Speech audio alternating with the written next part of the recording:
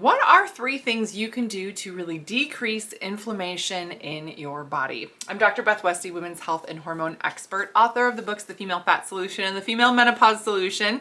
These are on Amazon. You can get them there, as well as subscribe to my podcast, The Female Health Solution, and then subscribe to my YouTube channel. That way you stay updated on everything I have coming out. Now, when we talk about these things here, talk about decreasing inflammation. Inflammation is something that can happen in your system.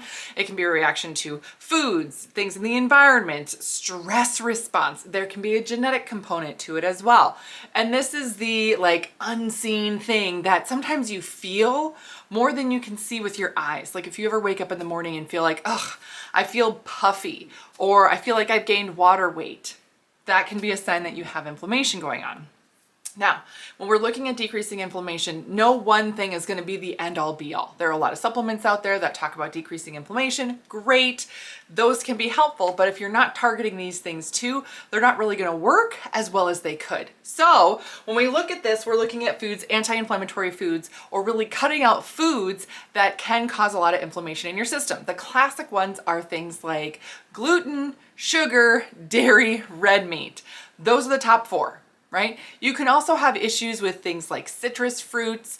You can have issues with eggs.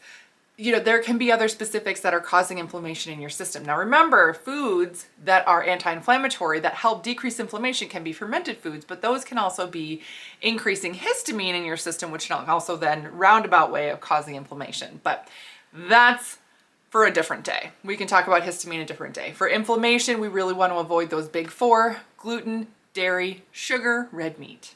Now, when we talk about pathways, opening up pathways, one of my favorite things to use for this is we're going to be looking at things like dry brushing, rebounding, making sure your lymphatic system is moving really, really well. That keeps your system moving, so that if you come into contact with anything, whether it be ingesting it or environmentally, that can cause an inflammatory reaction, you are working your system to get it out. There is so much benefit to having body work done. You can have somebody work on you, you can get this work done by someone else, or you can do it yourself, right? And I do recommend doing this on a regular basis at home. Again, this is just a dry brush, right? You can get them online, right? Get them in a store. There's no one magic thing to get, and there's a lot of ways you can dry brush, but essentially going from fingertips to armpits, where armpits and groin is where your big lymph nodes are. That's where you're bringing everything to, so then you can drain that lymph from those areas. Very, very helpful. Okay, then the last thing is environment. Really limiting the environmental toxins that you're coming into contact with. There are so many things that are out there that can cause a flare-up of inflammation. And with the chemicals in our food, in our beauty products, in our cleaning products, in our clothing. Super funny, I just got a new pair of pants that I ordered online because I was so excited. I'm 6'2", very tall, and so I have to order pants online, or very few stores have pants for me, right? Can't get them at Target or anything like that. I can't find regular pants with a 37-inch inseam, right, at the mall, right? Unless they have a specific tall gal store, I have to order them online. Well, I got these pants, and it was a new brand that I was trying, and I really like the pants. They fit well, all this stuff. They reeked like chemicals. Reeked like chemicals. I had to wash them like 3 times before I could wear them. It was awful. Those are the type of chemicals that you come into contact with, and I was like, ooh, I'm not wearing these. I'm not putting them on my body while they stink like this. They almost need to off-gas this chemical because it's so bad. And that's just sometimes when products are made, they go through a process that they're exposed to these chemicals. You don't want that on your skin. Your skin is your largest organ, and it's going to absorb all those things. So really keep in mind what you're exposing yourself to in your environment. That's another big thing to decrease inflammation, is watching your environment. This is a tough thing to do. This is a tough thing. There are sometimes you're like, oh, it might be overwhelming to think about products in your home, overhauling everything.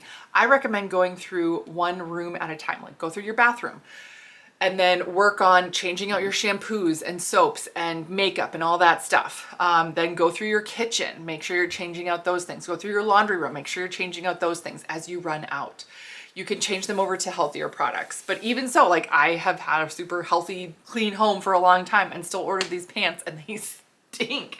So So it's making sure that you can help decrease inflammation overall. Now, this is really helpful when we're looking at your hormonal response. If you're trying to be your healthiest self and really manage your health, your hormones, everything else, yet you keep having this inflammatory reaction, it can really get in the way of how your body processes your hormones.